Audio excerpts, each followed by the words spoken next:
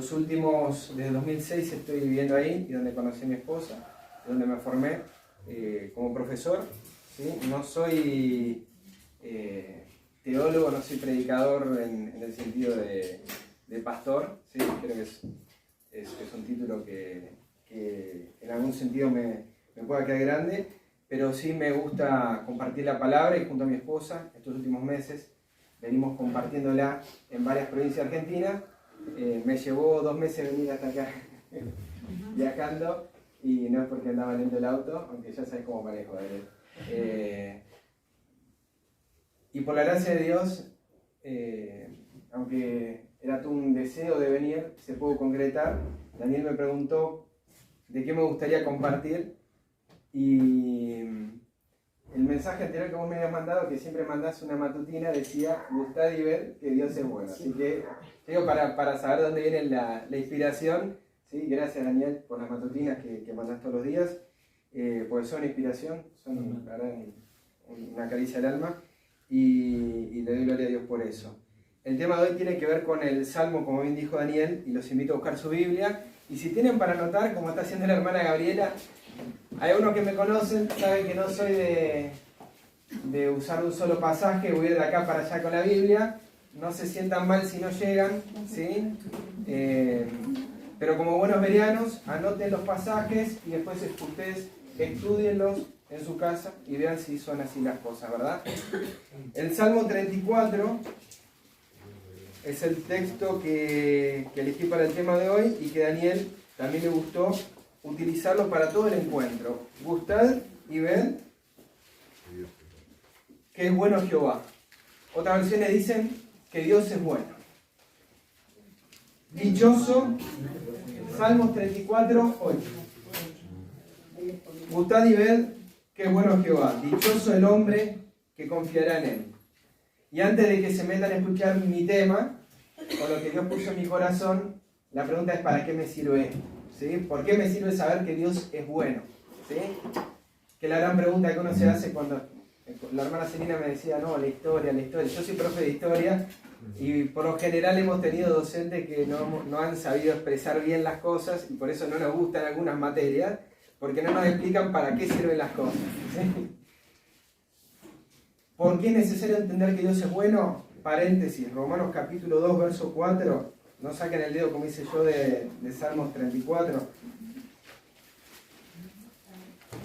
¿Por qué es necesario entender que Dios es bueno? Romanos 2.4 dice: o menospreciáis las riquezas de su benignidad y paciencia y longanimidad, ignorando que su benignidad, o en otras versiones dice que su bondad, te guía al arrepentimiento.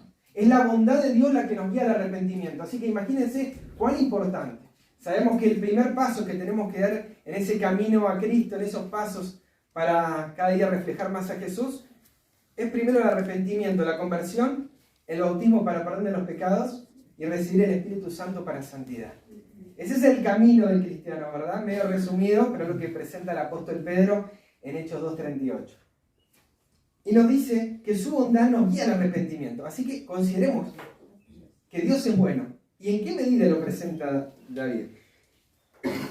Volvamos nuevamente al Salmo 34. Y le voy a preguntar de qué manera lo tienen subtitulado. ¿Sí? Yo no tengo la versión 60, si ustedes notan que leo de una manera extraña, la estoy leyendo en la 1909. No tiene esta versión subtítulos, no es que esté mal, ¿sí? Pero a veces me gustaría que tenga algunos subtítulos para poder ubicarme un poco más rápido, pero tal vez así también está bien. Sin embargo, aparece en letras chiquititas una explicación del Salmo, ¿sí? ¿Le aparece a ustedes también? Sí. Salmo 34 dice: Salmo de David, cuando mudó su semblante delante de Abimelech, y él lo echó y se fue, y fuese. Salmo 34, antes del 1, ¿sí? Y a mí me aparece un numerito, ¿sí? Donde me lleva a otra referencia, que en realidad no es Abimelech. Esto lo puso el hombre, ¿sí? Así que no se preocupen. No es Abimelech con quien muda el rostro de David, sino, como dice 1 Samuel, capítulo 21, verso 11, es el rey Aquis.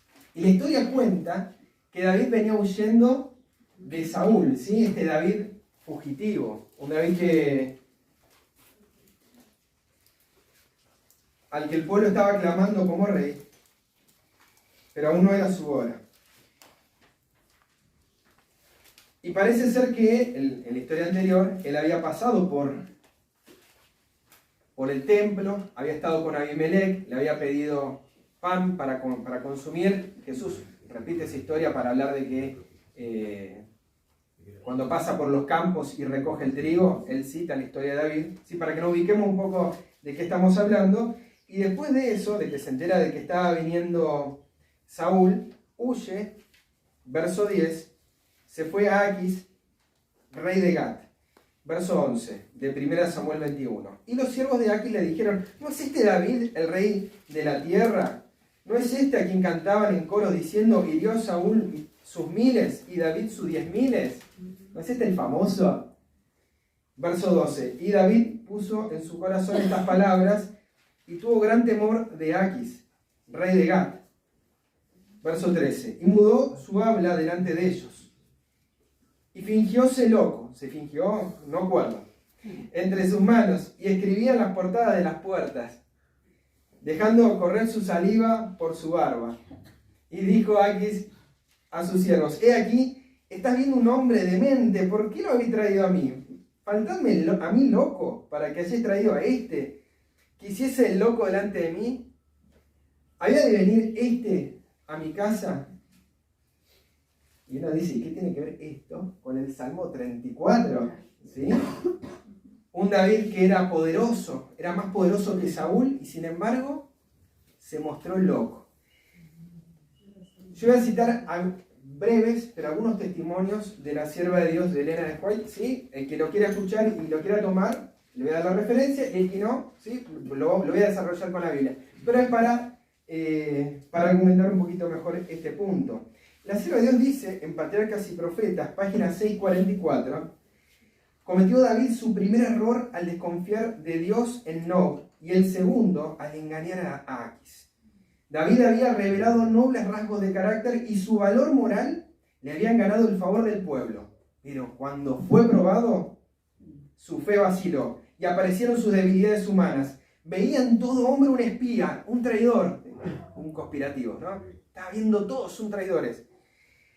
En una gran emergencia, David había mirado a Dios con el ojo firme de la fe y había vencido al gigante filisteo.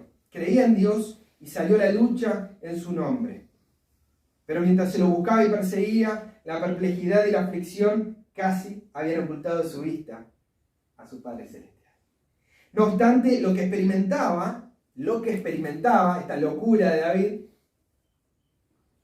servía para enseñar sabiduría a David, pues lo indujo a comprender su propia debilidad y la necesidad de depender constantemente de Dios. Cuán preciosa y valiosa es la dulce influencia del Espíritu de Dios cuando llega a las almas deprimidas o desesperadas. Fortalece a los débiles e imparte valor y ayuda a los probados siervos del Señor. Y concluyo esta cita. ¡Qué Dios tan bondadoso nuestro, que trata tan suavemente a los descarriados y muestra su paciencia y ternura en la adversidad y cuando estamos abrumados de algún gran dolor! Con este pensamiento, pensemos David, la locura. Él pensaba que de esa manera podía obtener alguna victoria, alguna ventaja con el rey de Aquis. Pero hay una locura a la cual nos está llamando Dios. Una locura distinta, ¿sí? A la cual él pudo entender. No es esta locura de hacerme loco para que no me... En el libro 1 Corintios, capítulo 1,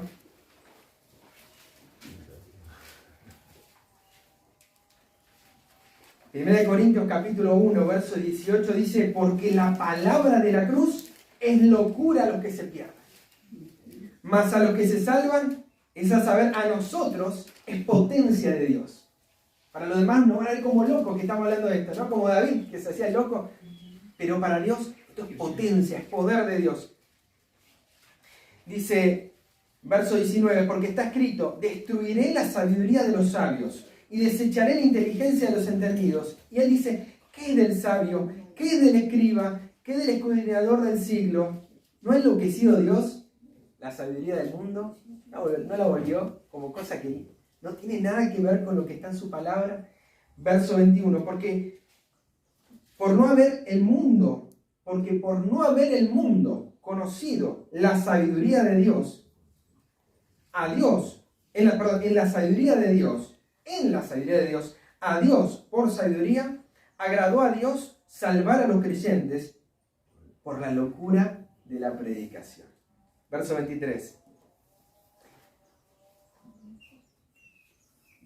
24.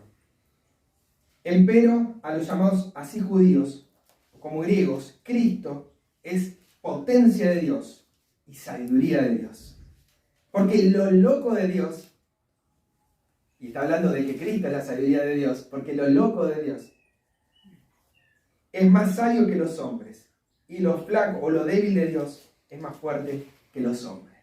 ¿Cuántas estrategias utilizamos nosotros para poder sortear algún obstáculo en la vida? Y el Señor nos está diciendo, Cristo, a David, Cristo era tu locura. Cristo era la respuesta a tu problema. ¿Cuántas veces nosotros utilizamos estrategias humanas? Y el Señor está diciendo, es Cristo la respuesta a tu problema. Entonces, con ese pensamiento, leamos de vuelta Salmos 34. Y vamos a ver ahora cómo lo que en un principio nos parecía una locura, como que esto lo dijo David, cuando mudó su rostro, nos vamos a dar cuenta que esa experiencia lo hizo sabio. Y veamos cómo es de bueno Dios. ¿Cómo lo describe? No lo voy a leer todo por completo, pero por ejemplo, verso 4 del 34. Busqué a Jehová y él me oyó y me libró de todos mis temores. Dios te escucha. Dios te libra del temor. Verso 5. A él miraron y fueron alumbrados y sus rostros no se avergonzaron. Dios nos ilumina. Si tenemos algún problema de comprensión o de cómo avanzar en tal situación, Dios es el que nos ilumina. Verso 6. Este pobre clamó y lo oyó Jehová y lo libró de todas sus angustias. Para Dios no importa la clase social, no importa la situación en la que nos encontremos. Dios te escucha. Y vivimos como si Él no estuviera ahí. Y avanzamos y tomamos decisiones como si Él no estuviera, como si no escuchara. Cuenta la historia de un obispo, el arzobispo de Canterbury, esto lo cita la sierva de Dios, una historia real, que él fue a una obra de teatro y realmente le impresionó la manera en que el actor presentaba y cómo llegaba al público. Y entonces, detrás, ¿lo recuerdan? Luego le pregunta el arzobispo, ¿cómo es que vos captás la atención de la gente? Y yo en las iglesias no llego a nadie. Sí, le voy a parafrasear un poco. Y este actor le dice, discúlpeme, ¿sí? Porque era una posición de autoridad en su momento, discúlpeme arzobispo, por ahí sí soy irreverente, pero quiero decirle algo.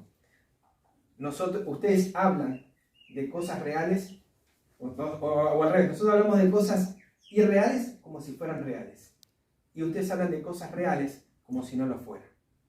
¿Cuántas veces hablamos de Dios? Pero en realidad, en el fondo de nuestro corazón, seguimos apelando a nuestras estrategias. Como Abraham, seguimos apelando a nuestras obras para vencer los problemas de la vida. ¿Hablamos de cosas reales? ¿Hablamos con Dios real? ¿O estamos simplemente cuando orando, dando un lindo discurso para los hermanos? Vamos a avanzar un poquito más. Verso 7. ¿Qué dice? El ángel de Jehová acampa alrededor de los que le temen y los defiende. Su ángel nos defiende. Así de bueno es nuestro Dios. Verso 8 y el 9. Gustad y ved que es bueno Jehová. Dichoso el hombre que confía en él. Temed a Jehová vosotros sus santos, porque no hay falta para los que le temen. ¿Sí? Nada nos falta. Nada para los que tememos al Señor. Ni material ni espiritual, nada nos falta. No he visto justo desamparado ni a su hijo que mendigue pan. Nada. Así de bueno es nuestro Dios. Verso 15. Los ojos de Jehová están sobre los justos y atentos sus oídos al clamor de ellos. ¿Sí? Está atento para auxiliarnos. Verso 16. Dice, la ira de Jehová contra los que mal hacen, para cortar de la tierra la memoria de ellos. ¿Sí? Su ira está contra los que hacen el mal. ¿Y qué dice también? ¿Para qué? Para cortar de la tierra la memoria de ellos, para que no se los recuerde. Eso es lo que está haciendo el Señor. Verso 18. Cercano está Jehová a los quebrantados de corazón y salvará a los contritos de espíritu. Sí, está cercano a los que estamos destruidos por las situaciones de la vida, por diferentes dificultades por las que hemos pasado. El Señor está cerca de nosotros y nos quiere consolar. Verso 19. Muchos son los males del justo. No dice ninguno o algunos, muchos. Mas de todos ellos lo librará Jehová. Así de bueno es nuestro Dios. Dios nos libra de nuestras aflicciones. Dios se acuerda de la situación en la que nos encontramos. Verso 20. Él guarda todos sus huesos. Ni uno de ellos será quebrantado. Pensando en Cristo, pero también pensando en nosotros. El Señor también nos cuida hasta en esos detalles. Es un milagro de la vida que tenemos aquí presentes, mis hermanos. Es un milagro de Dios que nos haya cuidado en la carretera, que nos haya dado vida hoy, alimento. Es que estemos respirando. En Él vivimos, nos movemos, somos. Es un milagro de Dios. Amén. Verso 22. Low power. Please charge. Bueno, hablo fuerte, no importa. Que se está quedando sin batería. ¿Se escucha cómo hablo? Bueno, verso 22. Jehová redime el alma de sus siervos, y no serán asolados cuantos en Él confían. ¿Sí? Mientras que al malo que le sucede, verso 21. Mientras Dios cuida a sus hijos, matará, dice, al malo. ¿Quién? La maldad. Es la maldad la que nos castiga. La paga del pecado, el pecado nos devuelve con muerte, pero la dádiva de Dios es vida eterna en Cristo Jesús, Señor nuestro. Son nuestras decisiones las que nos están arruinando, física, mental y espiritual. Son nuestras decisiones las que nos están colocando en una posición de desventaja.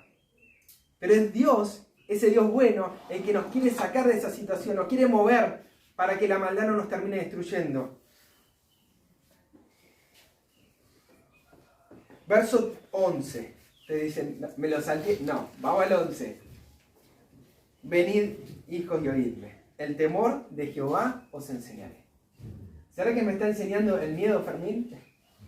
¿Qué nos estará enseñando? Porque estábamos hablando hace un momento del temor de Jehová. ¿Qué es el temor de Jehová? El respeto, la obediencia. Y en definido en una sola palabra, dice Proverbios capítulo 1, la sabiduría es el temor de Jehová.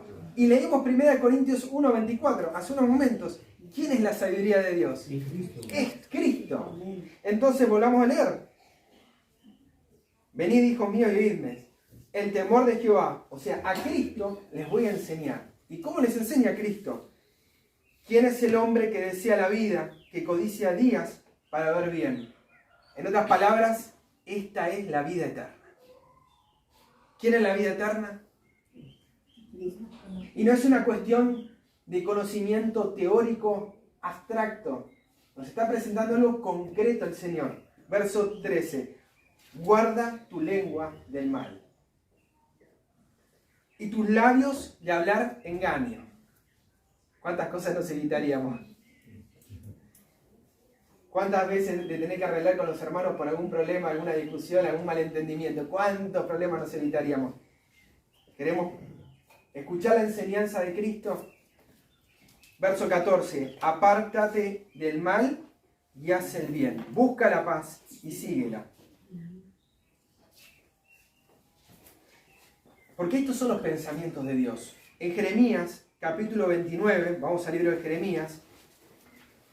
Jeremías, capítulo 29, verso 11, dice, porque yo sé, 29:11, yo sé los pensamientos que tengo acerca de vosotros. ¿Y cuáles son sus pensamientos?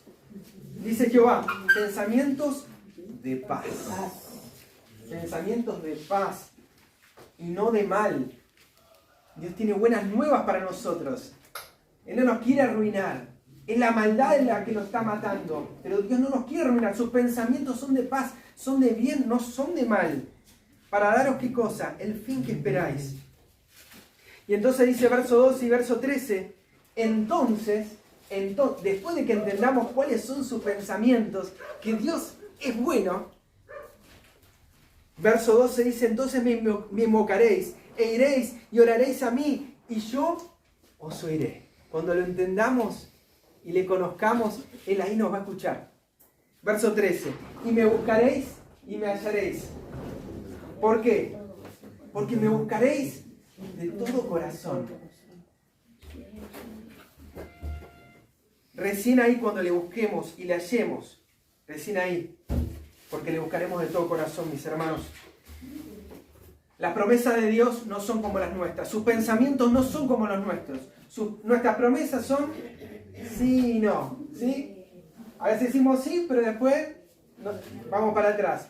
Pero las promesas de Dios, dice 2 Corintios, me gusta dejar que la Biblia hable, por eso lo voy a ir llevando con la Biblia. No me gusta que sean mis palabras, que podamos sacar un escrito está. Un ñaño cualquiera, digo. Amén. Amén, gracias hermano. 2 Corintios. 2 Corintios, capítulo 1. 2 Corintios, capítulo 1, verso 18 al 20 nos dice, gracias mi hermano, dice, antes Dios fiel sabe, ahí está, gracias. Antes Dios fiel, Perdón, 2 Corintios. 2 Corintios capítulo 1, verso 18 y el 19. Dice, antes Dios fiel sabe que nuestra palabra para con nosotros no es sí y no. Para Dios no es sí y no. Porque el Hijo de Dios, Jesucristo, que por nosotros ha sido entre vosotros predicados, por mí, y Silvano y Timoteo, no ha sido sí y no, ha sido sí en Él. Porque todas las promesas de Dios son en Él, sí, y en Él, amén. ¿Por qué? Dice, por nosotros, a gloria de Dios. Esas son sus promesas son siempre sí y amén. Esos son sus pensamientos, son de paz. En Hebreos nos cuenta cuál es ese pensamiento que Él tiene para con nosotros. Cuán bueno es Dios. ¿Hasta qué punto? Hebreos capítulo 8. Bienvenidos a los hermanos que se van sumando. Hebreos capítulo 8. Verso 6 en adelante. Dice, Hebreos 8, 6 al 9. Mas ahora, tanto mejor ministerio es el suyo, cuanto es mediador de un mejor pacto, el cual ha sido formado sobre mejores promesas. Sabemos que son sí y amén sus pactos, ¿verdad? Nunca cambian. Porque si aquel primero fuera sin falta, cierto no hubiera procurado el lugar de un segundo, porque reprendiéndolos, Él les dice, he aquí vienen días, dice el Señor, y consumaré para con la casa de Israel y para con la casa de Judá un nuevo pacto. Y lo aclara, verso 9, no como el pacto que hice con sus padres, el día que los tomé por la mano para sacarlos de la tierra de Egipto. ¿Por qué? ¿Por qué no va a hacer ese pacto? Porque ellos no permanecieron en mi pacto. Y yo los menosprecié, dice el Señor. Entonces, a partir de este punto, vamos a ir metiéndonos en cuán bueno es Dios, cuán buenas son sus promesas, cuán bueno es su pacto. Acá vimos, según lo que leímos, que su pacto es mejor, que sus promesas son mejores, que sus promesas, que su pacto es sin defecto. Que ese pacto no es el que Dios hizo con el pueblo. El pacto que quiere hacer Dios es el que en el pueblo no permaneció. Es otro pacto.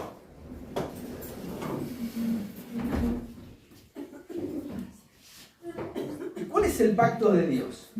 ¿Cuáles son las promesas de Dios? Vamos al libro de Éxodo. El libro de Éxodo, principio de la Biblia, segundo libro. Libro de Éxodo, capítulo 6.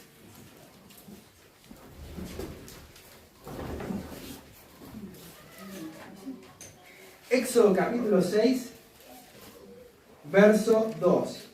Habló, Éxodo 6, 2. Habló todavía Dios a Moisés y les dijo: yo soy Jehová. Y aparecía a Abraham, a Isaac y a Jacob bajo el nombre de Dios omnipotente. Mas en mi nombre, Jehová, no me identifica a ellos.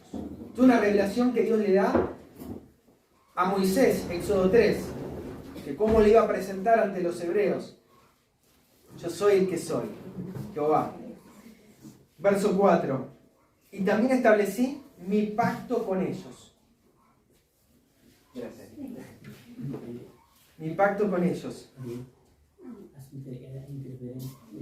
Ah, ¿quiere que lo pase? Está bien, no hay problema. No hay problema. Si se escucha mi voz, dejamos. Pero mejor micrófono. Ah, ¿mejor? ¿Mucho mejor?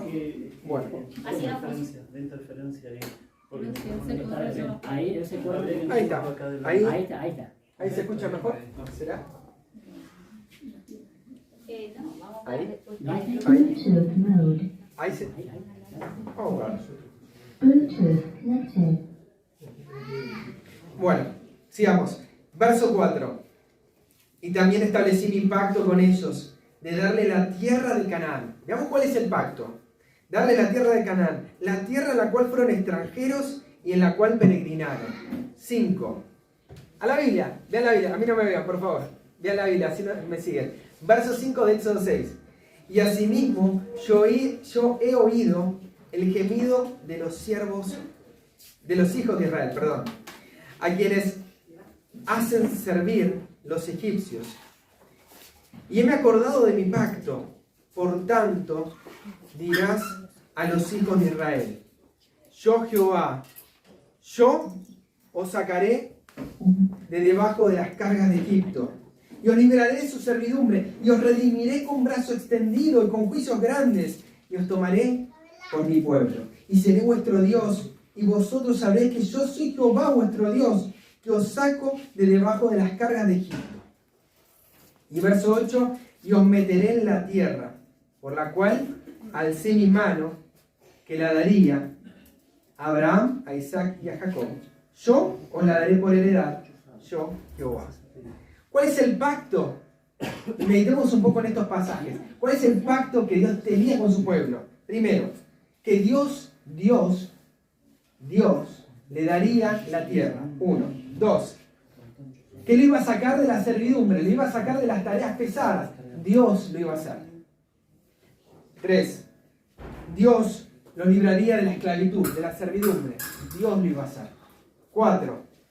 Dios lo redimiría con brazo extendido y con juicios grandes. Dios lo haría. El pueblo de Dios no. Dios lo haría por su pueblo. 5. Dios nos tomaría como su pueblo. Y Él sería nuestro Dios. 6. Nosotros le conoceríamos que Él es Jehová. Porque constantemente dice, yo soy Jehová. Le conoceríamos. Y que Él nos metería en la tierra que Él juró. Este es el pacto de Dios. Es lo que Dios quiere hacer por su pueblo. ¿Sí? ¿Estamos de acuerdo? Es lo que Dios... No le está pidiendo nada al pueblo. No le dice, bueno, ahora agarren las espadas y vayan a pelear. Y bueno, si entran y ganan, bien. Y si no, le paso a otro. A ver quién quiere ser mi pueblo. No dice así. A su pueblo le dice, yo voy a hacer todas y cada una de estas cosas. En ningún momento el pacto incluye lo que el hombre tenía que hacer, sino que el pacto de Dios es lo que Dios quiere hacer en nosotros. Amén. Ese es el pacto de Dios. ¿Qué es un pacto con Israel? Contrato. ¿Pero arrancó acá el pacto? No. Vamos a ver qué es el pacto de siempre. Es lo que Dios quiso hacer desde un principio. Dios hizo todo bueno en gran manera desde un principio. Es el pacto de Dios. Vamos a ver cuando Él lo recita. ¿Sí? Lo saca al pueblo de Israel de Egipto, de la esclavitud, cumple con su promesa de que Él lo iba a hacer. Y vamos a días previos a cuando le da la ley. Éxodo capítulo 19. Éxodo capítulo 19. Y lo vamos a leer desde el verso 3. Dice así. 3 o 13. 19, Éxodo 19, 3. 3. Y Moisés subió a Dios. Y Jehová lo llamó desde el monte diciendo, así dirás a la casa de Jacob, y denunciarás a los hijos de Israel. ¿Anunciarás dice? Mi versión dice denunciarás, pero me gusta más anunciarás. Denunciar de decir algo, ¿sí? No de acusarlos. Vosotros visteis lo que hice a los egipcios, y cómo os tomé sobre las alas de águilas y os he traído a mí. Verso 5. Escuchen. Ahora pues, si diereis oído a mi voz y guardareis mi pacto, 2 puntos, ¿qué va a pasar? Vosotros seréis mi especial tesoro sobre todos los pueblos. ¿Por qué? Porque mía es toda la tierra. Verso 6. Y vosotros seréis, verbo en futuro, promesa, ustedes si me escuchan, si guardan mi palabra, van a ser un reino de sacerdotes y gente santa. Punto. Estas son las palabras que dirás a los hijos de Israel. Así de sencillo. Clarito. No había mucha vuelta acá. ¿Sí? Estas son las palabras que le dirás. Oír y guardar. La palabra hebrea que se utiliza ahí para guardar, al igual que en la griega, está relacionado a retener, cuidar de daño, de algo que lo pueda corroer, lo pueda dañar, ¿sí? Atesorarlo. Esa es la palabra que se usa para guardar. Como cuando ustedes guardan algo para que no le pase algo malo, ¿sí? Retener su palabra. Si la oímos y retenemos, Él va a hacer esto. ¿Y qué es lo que va a hacer? Éxodo 20. Y leemos ahí los 10 mandamientos. Si nosotros escuchamos su voz, si nosotros retenemos su palabra, si la guardamos, la atesoramos en nuestro corazón, ¿cómo limpiará el joven su camino? Con guardar tu palabra. Si la retiene. Y si la retenemos y oímos, primer mandamiento, no tendremos dioses ajenos. No tendréis. Fíjense, la expresión no tendréis o no harás no es un imperativo. Dios no nos está diciendo, vos no vas a hacer esto. Vos no vas a robar. Vos no vas a tener otros dioses. Si oímos su voz y retenemos, la consecuencia es que no tendremos otros dioses. Es una promesa, es el resultado de que Cristo more en nuestro corazón. Dice que Cristo, Efesios 2:15, vino a destruir la ley expresada en ordenanzas. Muchos tomamos ese pasaje para decir, ¿ves? Ahí está, Cristo vino a anular la ley. Pero lo que vino a anular no es la ley, sino una ley que estaba expresada de una manera incorrecta, expresada como una orden. Andá y lava los platos, ¿sí? Eso es una orden imperativa. Limpia los pisos, estudiá, trabajá, eso es una orden imperativa. Pero lo que estaba mal no era la palabra, sino cómo la estábamos leyendo. El Señor dice, si lo escuchamos, esto va a suceder en nuestra vida. Es una realidad. La sierva de Dios dice, hay notación de... Porque tengo la cita en digital, porque imagínense, si me traigo los libros, ya no necesitaría más que... Dice la sierva de Dios, joya los testimonios, página 144. Dios ama a sus criaturas con un amor a la vez tierno y fuerte. Ha establecido las leyes de la naturaleza, pero sus leyes no son exigencias arbitrarias. Cada no harás, sea la ley física o moral, contiene o implica una promesa. Es una promesa. Su ley es una promesa. Disculpe, ¿qué tomo es? Esto está, joya de los testimonios, tomo 2, gracias por preguntar, página 144, párrafo 3. Léalo el capítulo entero porque es precioso y habla sobre la obra médico-misionera. ¿Sí? La tarea de los médicos. Entonces veamos un poquito cómo responde el pueblo a esta promesa de Dios. Éxodo capítulo 20, ahí nomás, pero desde el 18. A ver qué hace el pueblo, cómo responde a la promesa de Dios. Y veamos cómo respondemos también nosotros a estas promesas. La historia está hecha para saberla, es un ejemplo, para no repetir, ¿verdad? Todo el pueblo, consideraba las voces, las llamas y el sonido de la bocina y el monte que humeaba, y viéndolo el pueblo temblaron y se pusieron lejos. ¿Quién habitará allí, verdad? ¿Quién estará en ese santo monte? Dice el Salmo 24. Y verso 19, y dijeron a Moisés, habla tú con nosotros, que nosotros oiremos, mas no hable Dios con nosotros, porque no muramos. Que es un poco el espíritu que está en nuestro corazón. Quiero lo visible, quiero el predicador, quiero escuchar el video de YouTube, eso es lo que me sirve. Quiero una iglesia concreta, con paredes. Y no es que esté mal ver un video, no es que esté mal escuchar a un predicador, no es que esté mal que nos congreguemos o que haya un lugar para congregarse. No está mal nada de eso. El tema es que el pueblo está pidiendo eso y muchas veces nosotros pedimos eso porque no queremos ir a Dios. Y queremos lo visible porque no nos atrevemos a buscar lo invisible. Porque hay un falso concepto de los atributos de nuestro Padre.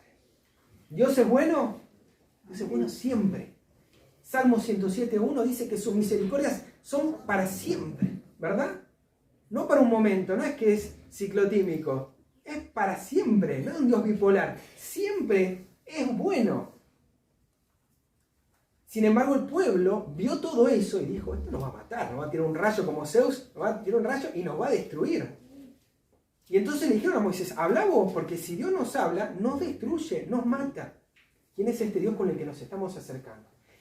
Su bondad es la que nos guía al arrepentimiento. Y entonces Moisés, como Cristo también lo hizo varias veces, intercede ante el pueblo, para que se acerque a Dios. Que ese es el privilegio que tenemos, quienes podemos compartir la palabra. No para que escuchen a Leandro, o le escuchen a Daniel, o a Javier, o a quien esté predicando, compartiendo la palabra. No, ese es el propósito nuestro. El propósito es darles herramientas para que ustedes vayan a la palabra, para que ustedes vean que Dios es bueno, que los escucha, aunque sea lo más pobre. Dice, este pobre que clamó, dice David, y lo oyó Dios. Ese es nuestro Dios. Y Moisés le dice, y le respondió al pueblo, no teman, no tengan miedo de ese Dios, que para probaros vino Dios. ¿Y para qué? Verso 20 del Éxodo 20. No teman, que para probaros vino Dios. ¿Y para qué? Su temor esté en vuestra presencia. ¿Para qué? Para que no pequen. ¿Cuál es el temor de Dios? Es su sabiduría. ¿Y qué es la sabiduría de Dios? Es Cristo. Lo que les está diciendo Moisés es que si no tenían a Cristo morando en el corazón, ellos no podían ser obedientes a sus mandamientos. Pero si Cristo moraba, que ese era el deseo, si ustedes me escuchan, retienen mi palabra, Cristo va a permanecer en nosotros. Juan 15. Y si Cristo permanece en nosotros, va a ser una promesa. Su ley va a ser una promesa, una realidad. No pecaremos. No seremos transgresores de sus mandamientos. Este era el deseo de Moisés. Enseñarles que Dios no era ese Dios que estaba buscando destruirlos, sino que quería darles una opción para que no pequen. Quería darles gracia, quería darles misericordia, quería darles su espíritu en su corazón. Entonces, verso 21, el pueblo se puso de lejos. ¿Cuál será nuestra actitud? Al ver este gran sacrificio que está haciendo Dios, de acercarse a nosotros, de entregar a su Hijo por nosotros. No como los dioses paganos. Los dioses paganos, para agradarlo, nosotros teníamos que acercarnos con los sacrificios para que ese Dios encolerizado deje de estar enojado. Este Dios, nuestro Dios, se acerca a nosotros. Y se acerca a nosotros con una propiciación, con su Hijo. ¿Para qué? Para que lo busquemos. Es una locura esto. Es increíble. Por eso dice que la cruz es locura. Porque es la inversa a lo que hacen los pueblos del mundo. En vez de agradar a Dios, Dios desea agradarnos a nosotros. Dios quiere buscarnos como un papá que nos ama y quiere que nos volvamos a acercar a Él.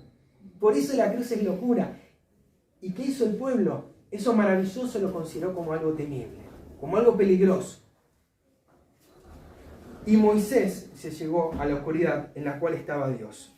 Avanzamos un poco más en la historia Éxodo 24, y el pueblo firma un pacto distinto. Éxodo 24, verso 3 dice: y Moisés vino y contó al pueblo todas las palabras de Jehová y todos los derechos, y todo el pueblo respondió una voz y dijeron: ejecutaremos todas las palabras que Jehová ha dicho. ¿Cuándo dijo Dios que quería que las ejecuten? ¿Cuándo Dios dijo: quiero que ejecuten mis palabras? Yo quiero poner mi temor en su corazón para que no pequen. Pero nosotros hay algo que tenemos que hacer. La cruz de Cristo no es un 100%. Por ahí es un 99%. Pero hay algo que yo tengo que hacer para ser salvo. Hay un punto en el que yo tengo que... Y eso es lo que cree nuestro pensamiento carnal. Hay algo que tengo que hacer para ser salvo. El pacto del hombre. Algo que puedo hacer por Dios. Y el pacto de Dios. Lo que Él quiere hacer en nosotros. No quiero avanzar mucho más. Ustedes pueden seguir leyendo este pasaje en el que ellos concretan este pacto y lo firman con sangre, y por eso se lo llama el primer pacto. ¿Sí? El primer pacto no es porque es el primero, porque el pacto primero es el de Cristo, que es el pacto eterno, es lo que Dios quiere hacer por nosotros. Pero se lo llama primer pacto porque es el primero que fue sellado con sangre. El siguiente pacto, el pacto de Dios, es el segundo por orden de circunstancia, porque se selló con sangre después de este pacto. Pero en realidad el pacto de Dios es de siempre, es de toda la vida. Vamos entonces al libro de Deuteronomio y conocemos la historia, que después de esto, semanas después, ellos estaban adorando un becerro. Le dijeron: vamos a ejecutar la obra de Dios. Pero después terminaron, al no verlo visible, al no estar su pastor, dijeron: bueno, estamos descarriados acá. Y fueron y pidieron algo visible. Y que ellos entendían que era su Dios ese becerro. Que era el Dios que los sacó de Egipto. No era que estaban adorando dioses de Egipto. Pero necesitaban algo visible, algo concreto. ¿Qué hace el pueblo? Deuteronomio 5, ejecutaremos. ¿Y qué dice Dios? Versos 28 y 29 de Deuteronomio 5. Y oyó Jehová la voz de vuestras palabras cuando me hablabais, y díjome Jehová: he oído la voz de las palabras de este pueblo que ellos te han dicho. Bien está todo lo que han dicho, está buenísimo, dijo Dios, está buenísimo. Pero, dice verso 29, ¿quién diera que tuviesen tal corazón? Que me temiesen y guardasen todos los días todos mis mandamientos, para que a ellos y a sus hijos les fuese bien para siempre. ¿Quién diera que eso fuese una posibilidad, que nosotros lo pudiéramos hacer? Pero ya estaba anticipando el Señor, que sin el Espíritu de Cristo, si Cristo no mora en nuestro corazón, esto es imposible. ¿Quién diera? El Señor tiene un nuevo pacto que hacer con nosotros. Vamos a Hebreos capítulo 8 nuevamente. Hebreos capítulo 8. Dios tiene un nuevo pacto que hacer con sus hijos en esta generación, con este pueblo.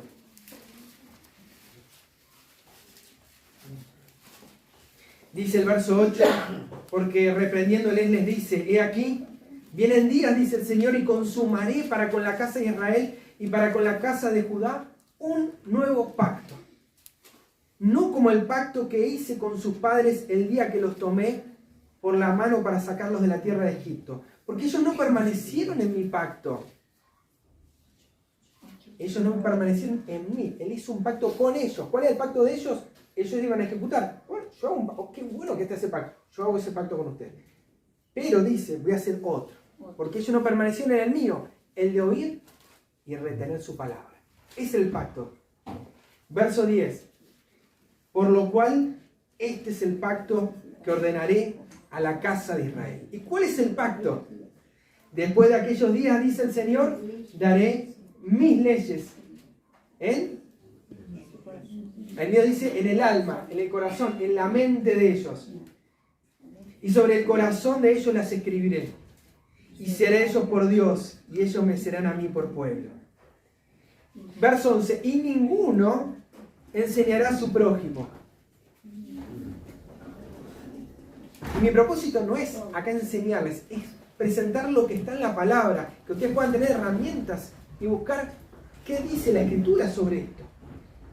Nadie dice enseñar a su hermano, ninguno a su hermano, diciendo, conoce al Señor. ¿Por qué nadie va a decir esto? Porque todos me conocerán. ¿Y qué conoceremos de Él?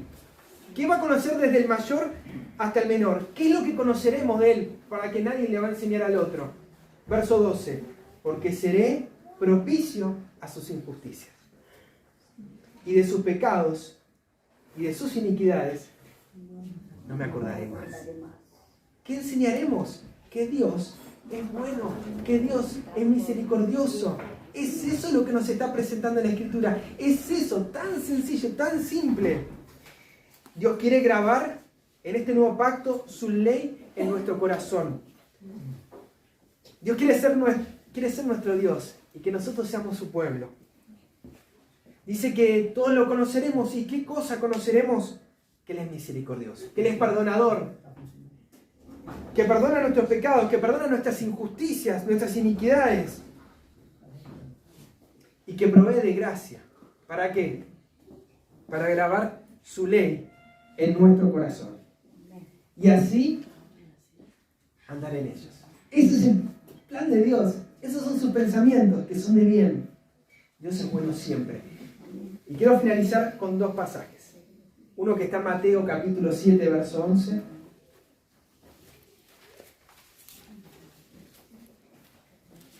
Hablando acerca de los padres terrenales. Y dice Jesús, si ustedes siendo padres malos, si sus hijos le piden un pan, ustedes no le van a dar una piedra.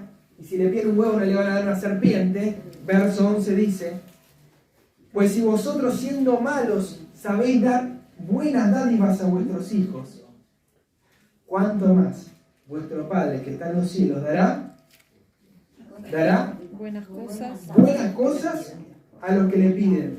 ¿Y qué dice Lucas 11:13? Usa un sinónimo de buenas cosas. Dios es bueno, nos da buenas cosas, nos da su bondad, pero lo define. Lucas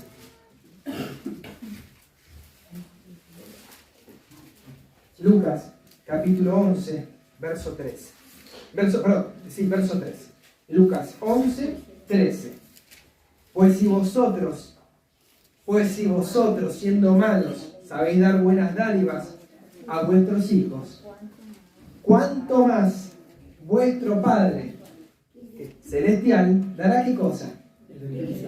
El Espíritu Santo a los que piden de Él. Mis hermanos, Dios es bueno.